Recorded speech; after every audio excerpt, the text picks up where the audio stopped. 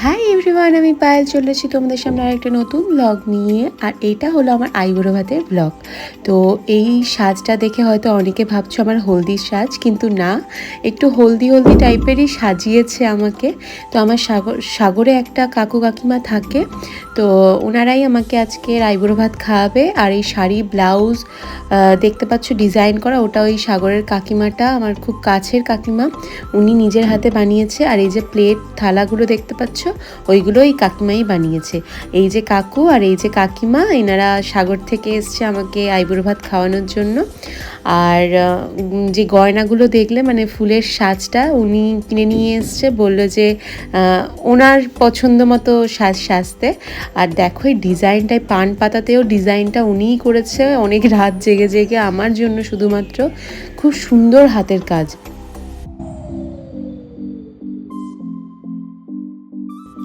তো আমাদের বাড়ির কাছে প্রিন্স হোটেল আছে, হোটেল কাম রেস্টুরেন্ট, সেখানেই আমার আইবুড়ো ভাতের আয়োজন করা হয়েছিল।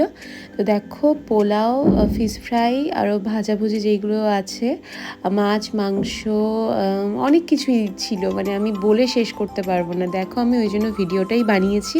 তো কত রকমের জিনিস দিয়েছে, এত কিছু তো আমি খেতেও পারিনি ঠিকঠাকভাবে। মিষ্টি, মানে সব কিছু, মাছ, দই, মাংস, আরও অনেক কিছু।